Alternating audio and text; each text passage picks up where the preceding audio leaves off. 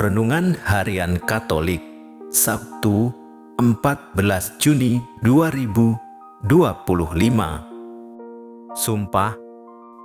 Kamu telah mendengar pula yang difirmankan kepada nenek moyang kita, jangan bersumpah palsu, melainkan peganglah sumpahmu di depan Tuhan. Tetapi aku berkata kepadamu, janganlah sekali-kali bersumpah, baik demi langit, karena langit adalah tahta Allah.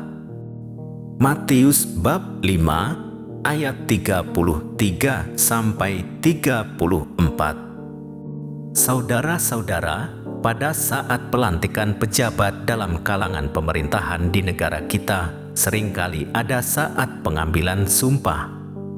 Pada kesempatan tersebut, para pejabat didampingi oleh tokoh agamanya masing-masing meletakkan tangan kiri di atas kitab suci dan mengangkat tangan kanan untuk bersumpah. Ajaran Gereja Katolik yang tertuang dalam Katekismus melihat sumpah dalam kaitannya dengan perintah Allah yang kedua. Yesus mengajarkan bahwa tiap sumpah melibatkan Allah dan bahwa kehadiran Allah dan kebenarannya di dalam tiap perkataan harus dipegang dengan hormat. Tradisi gereja mengartikan perkataan Yesus bukan sebagai larangan orang bersumpah. Orang tidak dilarang bersumpah kalau itu menyangkut satu masalah yang berat dan benar. Sumpah ialah menyerukan nama Allah sebagai saksi kebenaran sehingga hanya boleh diucapkan dalam kebenaran, kebijaksanaan, dan keadilan. Maka bersumpah palsu berarti menjadikan Allah sebagai saksi untuk berdusta. Pelanggaran sumpah adalah satu bentuk pelanggaran berat terhadap Tuhan yang selalu setia memegang janjinya. Bagi Yesus, ketaatan kepada Taurat Musa bukan sekedar legalitas.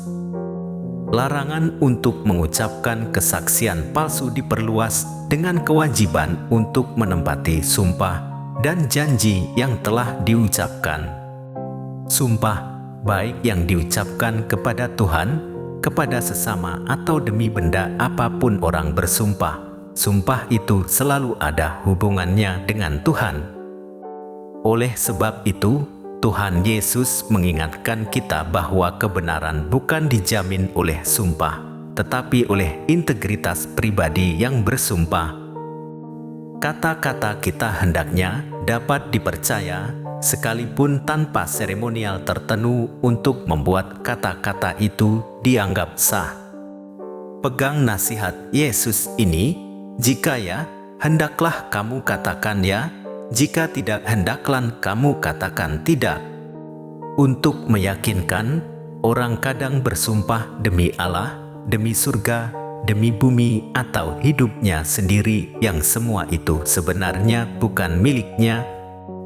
Untuk apa sumpah dan atas dasar apa kita bersumpah, kalau hanya sekedar kata-kata yang menyenangkan, namun dalam prakteknya banyak yang dilanggar. Dengan sumpah, justru kita dapat jatuh pada pencemaran iman kita kepada Allah. Nama Allah yang kudus kita turunkan menjadi nama murahan, yang dengan mudah kita ucapkan hanya demi kepentingan dan keuntungan diri sendiri melalui sumpah yang kita ucapkan. Maka bagi Yesus, dan ini dikehendakinya supaya dilakukan oleh kita para muridnya, adalah berkata dan bertindak jujur. Itu lebih penting dari sumpah. Kejujuran muncul dari dalam hati dan langsung tampak dalam tindakan nyata. Karena itu, janganlah sekali-kali bersumpah demi apapun. Kalau ya, katakan ya, kalau tidak, katakan tidak, lepas dari itu berasal dari yang jahat. Kalau selama ini kita sudah terlanjur membuat aneka sumpah, cukupkanlah itu dan lihatlah apakah sumpah sudah kita jalankan. karena sumpah yang telah kita buat tetap mengikat. Apalagi sumpah yang telah dibuat di hadapan Allah. Melaksanakan sumpah berarti menaruh hormat kepada Allah yang namanya kudus dan mulia, sumber kebenaran dan keadilan. Suara hati adalah kompas kebenaran.